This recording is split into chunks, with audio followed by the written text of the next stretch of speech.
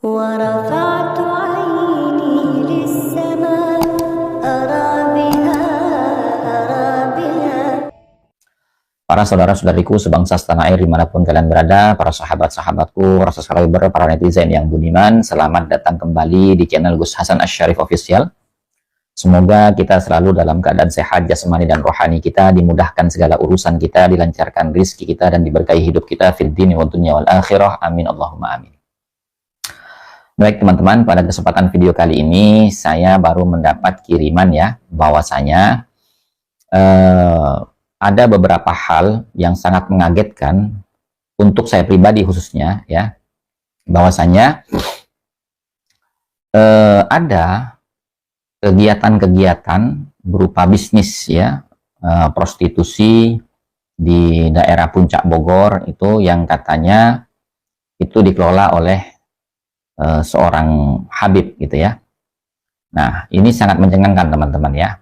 Apalagi Habib ini ya sangat luar biasa ketika berdakwah menggaungkan amar ma'ruf nahi mungkar. Ya. Nah, saya tidak perlu sebutkan siapa namanya karena memang mungkin saya yakin panjenengan semua sudah tahu karena ini berita yang sangat viral beredar sekali, ya. Maksud saya di sini begini teman-teman ya. Saya mewajarkan apabila sekelas Gubernur Jawa Barat yang baru yaitu Kang Deddy, beliau itu membuat satu aturan bahwasanya dilarang bagi para habaib untuk mengisi kajian-kajian di masjid-masjid sekitar Jawa Barat. Kenapa teman-teman? Karena begini, hampir mayoritas para habaib ini mengajarkan sesuatu yang sangat jauh sekali dengan ajaran Kanjeng Nabi Muhammad SAW. Wabil khusus dalam hal akhlak, adab, dan etika ketika kita mau mengamalkan perintah amar ma'ruf nahi mungkar. Ya.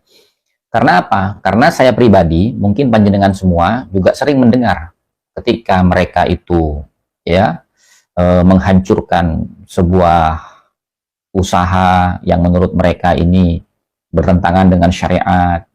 Bahkan yang sering kita lihat itu ketika bulan puasa, dia mengobrak-ngabrik para pedagang yang berjualan di bulan puasa gitu kan. Ketika kita tanya, alasannya apa? Amar ma'ruf nahi mungkar.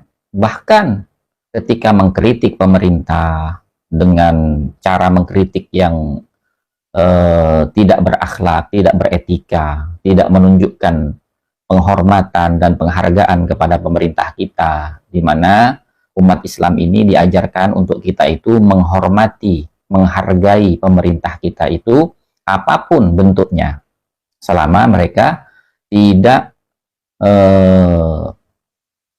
memaksa kita untuk berbuat kemaksiatan. Nah, maksud saya begini teman-teman ya, amar ma'ruf nahi mungkar itu seperti apa? Ketika kita tanya kepada mereka, bahkan saya sendiri pernah bertanya teman-teman ya, dasarnya apa kamu berbuat amar ma'ruf nahi mungkar dengan cara yang anarkis seperti itu? Loh, kan jelas hadisnya, idza ra'a munkaran, idza ra'a minkumul munkar falyughayyir biyadihi. Kalau kamu melihat satu kemungkaran, maka rubahlah dengan tangan kamu. Fa illam yastati fa bilisani. Kalau nggak bisa dengan lisan, fa illam yastati fa biqalbi. Kalau nggak bisa juga, maka dengan hati. Wadzalika ad'aful iman. Dan yang dengan hati itu adalah orang yang paling lemah imannya. Jadi kita nggak mau dianggap iman kita lemah. Jadi kita harus berani menggunakan tangan kita untuk memberantas kemungkaran. Nah, hal seperti ini teman-teman ya, ini kan salah di dalam memahami esensi atau pesan daripada hadis tersebut. Padahal kalau kita mau menelaah ya dari beberapa musyarrih hadis tersebut ya, bahwasanya idza ra'a minkumul munkar falyughayyir biyadihi. Fa illam yastati fa bilisani. Fa illam yastati fa biqalbi. Wa dzalika ad'aful iman. Ini maknanya apa? Ya. Falyughayyir biyadihi itu apabila orang Islam yang beriman itu memiliki kedudukan sebagai pemerintah maka dia harus menggunakan kekuasaannya itu untuk memberantas kemungkaran yang ada. Kalau memang dia itu bukan orang yang memiliki kedudukan di pemerintahan, tidak memiliki otoritas kekuasaan, tapi dia bagian dari tokoh ulama, orang yang dipandang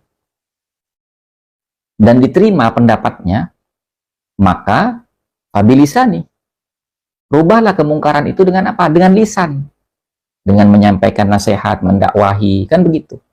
Fa'ilam yastati, fabiqalbi. Kalau memang dia itu tidak punya otoritas kekuasaan di pemerintahan, dia juga tidak punya kapasitas sebagai seorang ulama, seorang pendakwah, atau seorang tokoh yang dipercaya oleh masyarakat dan didengarkan, dikagumi, ditaati oleh masyarakat, maka fabiqalbi. Ya, berantaslah kemungkaran itu dengan ingkarnya hati kita, menghindar dari kemungkaran itu. Nah, wadzalika ad'aful iman.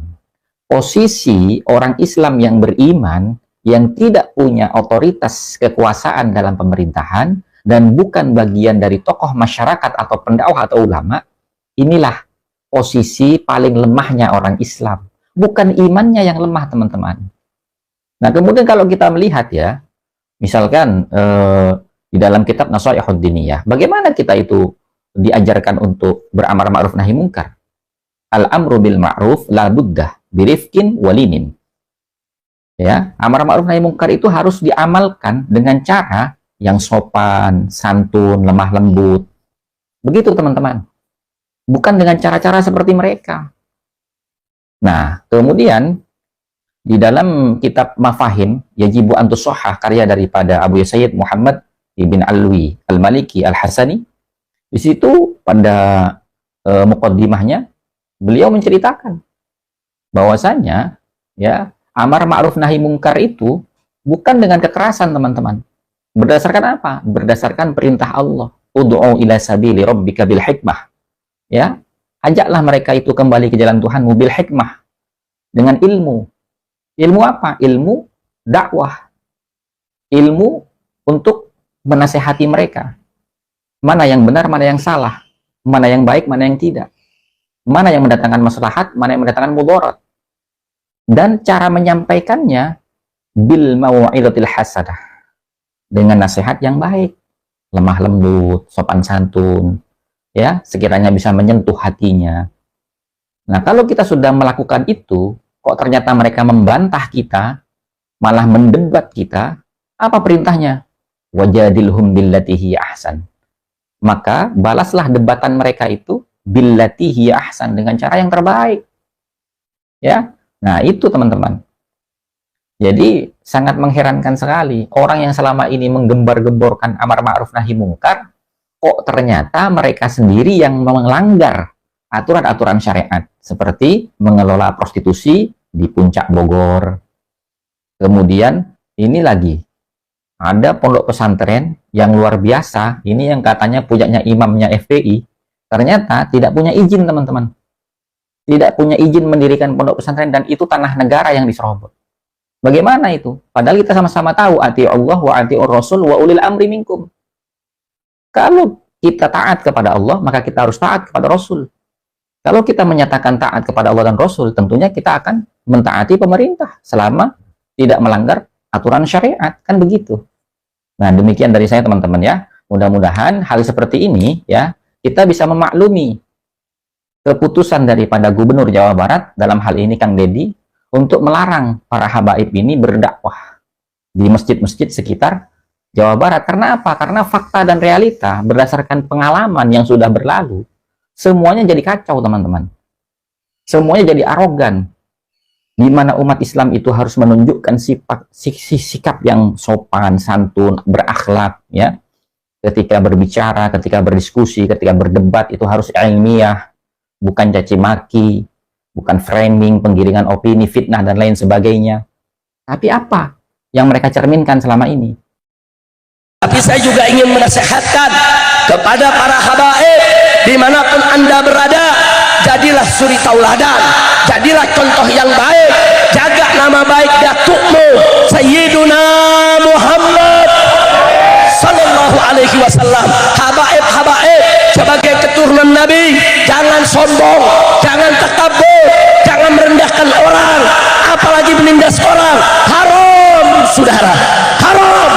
Semua habaib siapapun dia yang menjadi keturunan Nabi wajib menjadi teladan, wajib menjadi contoh, wajib berakhlak mulia, wajib bersikap yang baik, saudara. Karena Habib harus berakhlak mulia, Habib harus jaga nama baik Nabi Muhammad sallallahu alaihi wasallam. Kira-kira jelas tidak? Jelas tidak? Makanya saya punya mantu, saudara. Saya punya mantu 6 habaib, semuanya ustadz ngerti agama. Mereka dakwah kemana tempat. Ada Habib Alwi bin Sumit, ada Habib Muhammad bin Husain Attas, ada Habib Hanif bin Abdurrahman Attas yang ikut hari ini, saudara. Ada Habib Muhammad bin Hadi Al-Habsyi, ada Habib Irfan Al-Idrus, ada Habib Bagir Attas, ada Habib Husain Asgaf, saudara. Saya amanatkan kepada mereka, kalian ya habaib, wajib bersikap baik, wajib berakhlak baik, wajib berdakwah di tengah umat Islam, saudara, dengan baik. Nggak sampai di situ, kita ingatkan kepada bantu-bantu kita, ingat, hormati para kiai, hormati para guru, hormati itu para pimpinan pondok-pondok pesantren. Cium tangan mereka, cium tangan mereka. Kalau mereka lebih tua darimu, apalagi mereka punya ilmu, cium tangan mereka. Jadi bohong kalau ada mengatakan dokter habaib kalau maksiat boleh bebas, judi bebas, bohong. Kira-kira jelas tidak? Nah, karena itu saya juga minta kepada para ulama, para kiai, semua tuan-tuan guru, tolong kalau ada habib yang tidak baik, nasihati, nasihati.